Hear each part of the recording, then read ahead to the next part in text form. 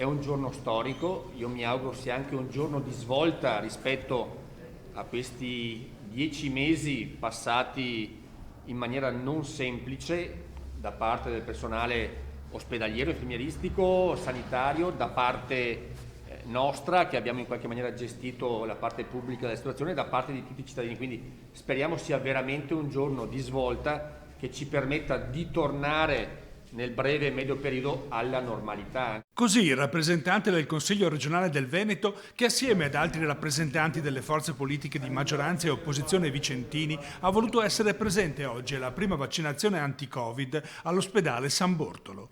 Vaccinazione a cui si è sottoposto Domenico Mantoan, ex responsabile della sanità veneta, ora promosso a capo della direzione dell'Agenzia Nazionale dei Servizi Sanitari Regionali. Il vaccino è efficace anche contro la variante inglese che ha contagiato un vicentino nel weekend natalizio. È un momento straordinario, importante. La scienza ci ha fornito in pochi mesi un vaccino contro questa terribile pandemia e credo che sia stato importante iniziare.